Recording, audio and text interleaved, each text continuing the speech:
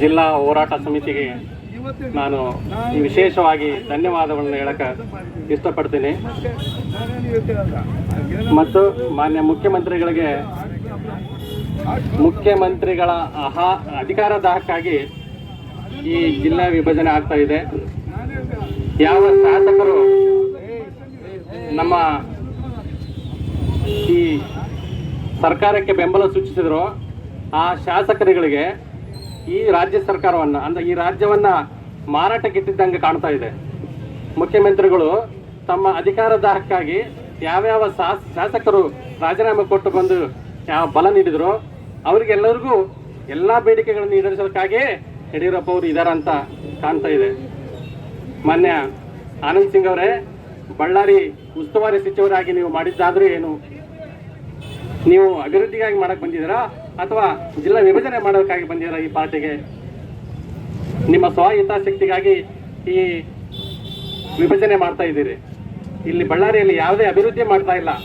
ಬಳ್ಳಾರಿಯಲ್ಲಿ ಸುಮಾರು 12-13 ವರ್ಷದಿಂದ ಒಂದು ಮುಂಡ್ರಿಗೆ ಆಶ್ರಯ ನಿವೇಶನದಲ್ಲಿ ಅರ್ಜಿ ಸಲ್ಲಿಸಿರಿ, ಒಂದು ಮನೆ ಕೊಡೋಕ್ಕಾಗಲಿಲ್ಲ. ನಿಮಗೆ ಜನರ ಹಿತಾಸಕ್ತಿ ಇಲ್ಲ. ನಿಮಗೆ ಜನರ ಹಿತಾಸಕ್ತಿ ಬಿಟ್ಬಿಟ್ಟಿದ್ದೀರಿ.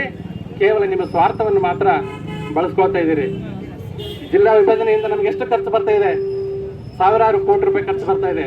ಆ ಹಣ ಯಾರು? ನಿಮ್ದ? ನಿಮ್ಮ ಅಪ್ಪಂದ? ಇದು ನಮ್ಮ ದುಡ್ಡು, ನಮ್ಮ ತೆರಿಗೆ ಹಣ. ನಮ್ಮ ತೆರಿಗೆ ಹಣನ ದುಂದು ವೆಚ್ಚ ಮಾಡೋಕ್ಕೆ ನಿಮ್ಗೆ ಯಾವ ಅಧಿಕಾರ ಕೊಟ್ಟಿಲ್ಲ. ನಾವು ಜನಪರವಾಗಿ ಸೇವೆ ಮಾಡೋದಕ್ಕಾಗಿ ನಿಮಗೆ ಅಧಿಕಾರ ಕೊಟ್ಟಿದ್ದೀವಿ. ನೀವು ಅದನ್ನು ಅಧಿಕಾರ ದುರುಪಯೋಗ ಮಾಡಿಕೊಂಡು ನೀವು ಇವತ್ತು ನಮ್ಮ ತೆರಿಗೆ ಹಣವನ್ನು ಹಾಳು ಮಾಡ್ತಾ ಇದ್ದೀರಿ. ನಮಗೆ ಸಮಗ್ರ ಬಳ್ಳಾರಿ ಬೇಕು. ಬಳ್ಳಾರಿ ಜಿಲ್ಲೆಯಲ್ಲಿ ವಿಜಯನಗರ ಸಾಮ್ರಾಜ್ಯ ಎಲ್ಲ ಕಡೆಯೂ ಕುರುಹುಗಳು ಇದ್ದಾವೆ. ಇದನ್ನು ವಿಭಜನೆ ಮಾಡಿ ಹಾಳು ಮಾಡಿಬಿಡಿ.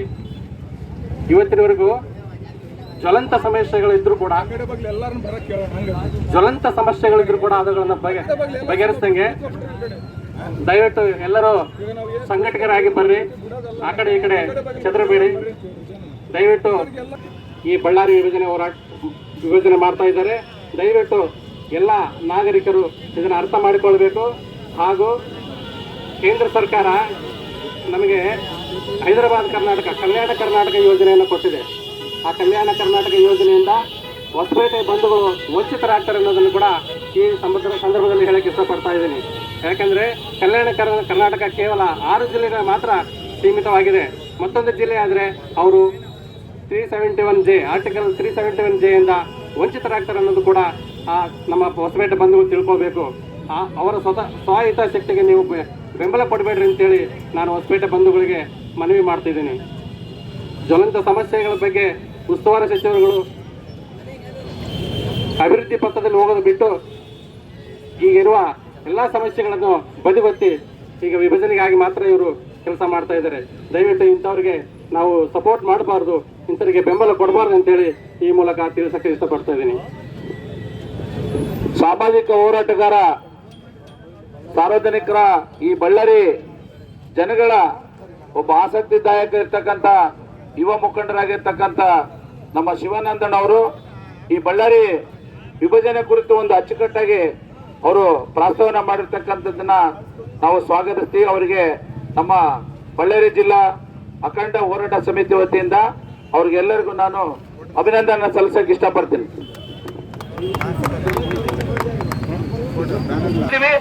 ಈಗ ನೀವು 9:30, 8, 8:30, 9 ಮೇಲ್ಪಟ್ಟು ಬಂದಿರ್ತಕ್ಕಂಥ ಯಾರಾದ್ರೂ ಸಂಘಟಕ ಕಾರ್ಯಕರ್ತರಿದ್ರೆ ಎಲ್ಲ ಬದಲು ನಿಂತ್ಕೊಂಡು ಈ ಸಂಚಾರ ವ್ಯವಸ್ಥೆನ ನಿಲ್ಸುವಂತದನ್ನ ಮನವಿ ಮಾಡ್ಕೊಡ್ರಿ, ಅವರಿಗೆ ಮನವರಿಕೆ ಮಾಡ್ಕೊಡ್ರಿ. ದಯಮಾಡಿ ಇದನ್ನು ರಾಜ್ಯ ಸರ್ಕಾರ ಒಬ್ಬ ಶಾಸಕ ಒಬ್ಬ ಬೇಡಿಕೆ ಇಟ್ಟಿರ್ತಕ್ಕಂಥದ್ದು ಇದು ಆಕ್ಷಮ್ಯ ಅಪರಾಧ. ಇದು ಅವರು ಜಿಲ್ಲೆನ ವಿಭಾಗ ಮಾಡೋದಲ್ಲ.